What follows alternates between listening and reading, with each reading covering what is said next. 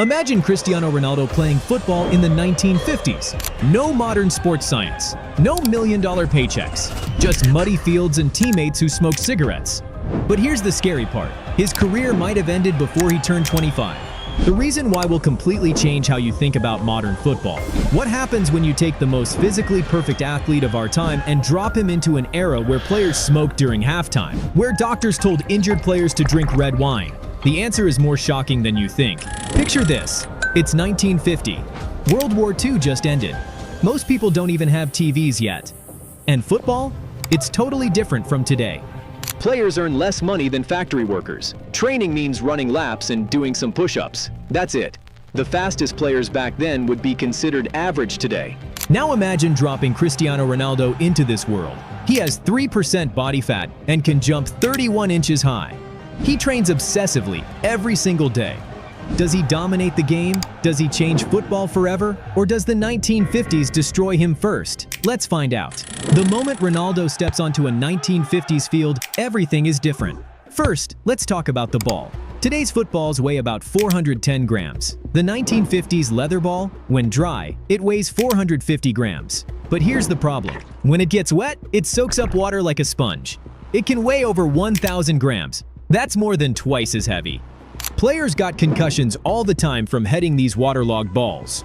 Ronaldo's neck muscles are trained for modern balls. His technique took 100,000 hours to perfect. It's designed for balls that behave predictably. This heavy leather ball, it doesn't curve the way he expects. His famous knuckleball free kick, impossible with 1950s equipment. Then there are the shoes. Ronaldo wears custom Nike boots that weigh only 200 grams. They're scientifically designed for perfect traction. In the 1950s, heavy leather boots weighing over 500 grams. They have steel toe caps. The studs are basically nails hammered through the bottom. Players soaked them in water overnight to break them in. Everyone got blisters. Foot injuries happened constantly. And here's what nobody talks about: the playing fields. Modern stadiums have drainage systems and heating under the grass. They use special grass that's perfect for playing. The 1950s. Most fields were shared with cricket or rugby teams. By mid-season, they were basically mud pits with some grass patches.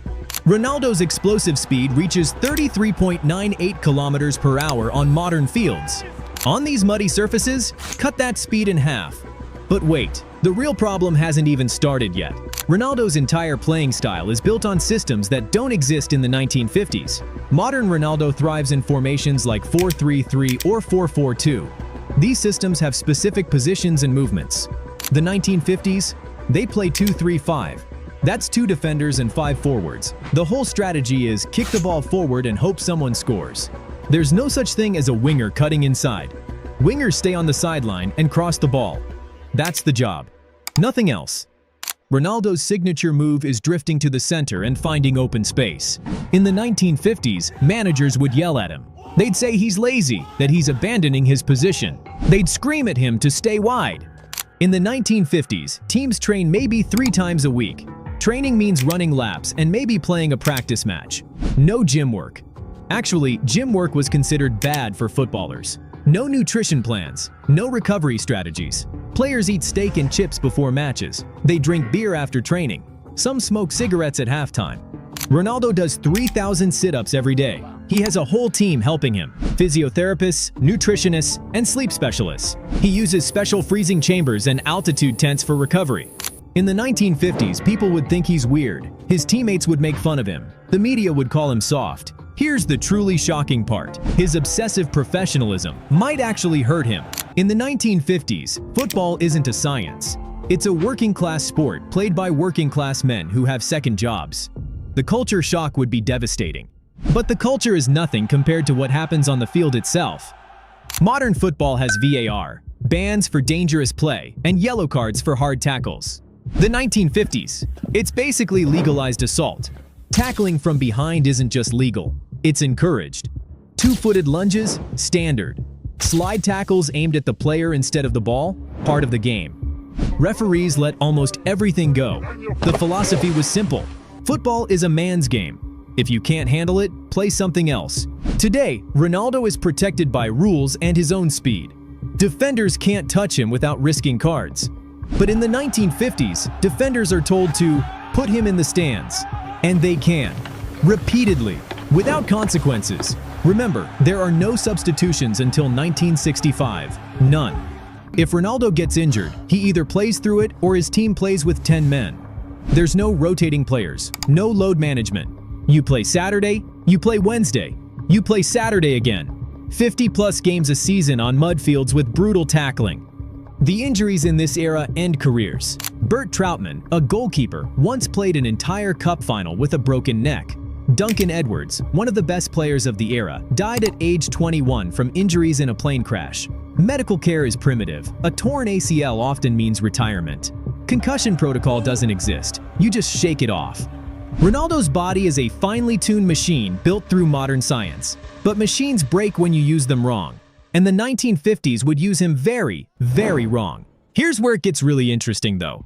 Let's say Ronaldo survives the violence. Let's say he adapts and starts scoring goals. What happens next? In 2024, Ronaldo has 620 million Instagram followers. He earns $260 million every year. He's a global brand. The 1950s. The maximum wage for footballers in England is £20 per week. That's about £600 in today's money. Doctors and lawyers earn more. Factory workers earn almost the same amount. Stanley Matthews was the Ronaldo of his era. He earned £20 a week while his club sold tickets with his name and packed stadiums. He got nothing extra. There are no image rights, no endorsement deals, no Nike contracts. You play football. You earn £20. You work a second job in the off-season. Ronaldo's brand today is worth over $1 billion. In the 1950s, that brand is worth £20 a week. But here's the paradox. He might become more famous, not less. Why? Because in the 1950s, there are only 3 TV channels in Britain. Everyone watches the same things. When the FA Cup final is broadcast, 30 million people watch. That's over half the country. There's no infinite scrolling, no algorithm dividing attention. If Ronaldo plays in the 1950s and he's good, everyone knows about him. Not just football fans. Everyone. He's on the front page of every newspaper. Children know his name. He's a genuine national celebrity in a way that's impossible today. But he's a celebrity who earns £20 a week and will probably have crippling injuries by age 30. And yet, there's one scenario where Ronaldo doesn't just survive the 1950s, where he doesn't just adapt, where he completely changes football forever. And it's more realistic than you think.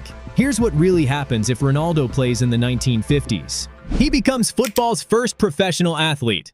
Think about it. Everyone around him is semi-professional at best. They train casually, they eat poorly, they smoke and drink, they have no clue about sports science.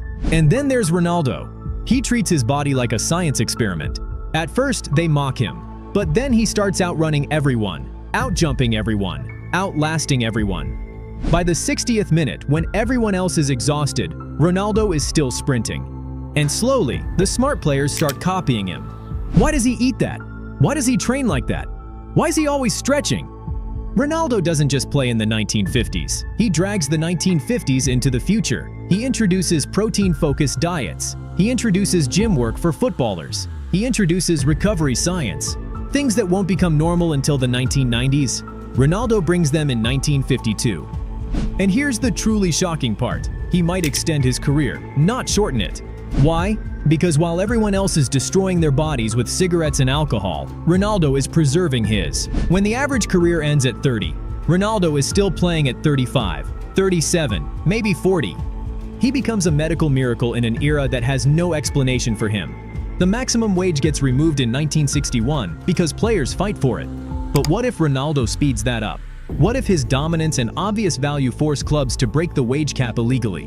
What if he becomes football's first true superstar in the modern sense? Not just famous, but wealthy. By the 1960s, when tactics evolve and the game opens up, Ronaldo is perfectly positioned. He's adapted to the heavy balls and mud fields. He's survived the violence. And now the game is finally catching up to him. He doesn't just succeed in the 1950s, he revolutionizes it. And when he retires, he's not remembered as a great player of the 1950s. He's remembered as the man who invented modern football decades early.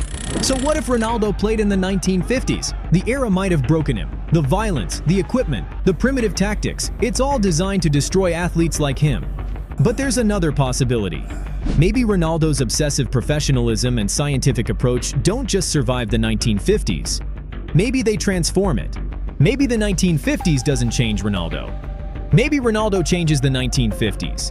And here's the question that should make every modern footballer think. If Ronaldo went back in time with everything he knows, and the 1950s legends came forward with everything they endured, who's really tougher? Drop your answer in the comments. And if you want more mind-bending football scenarios, you know what to do.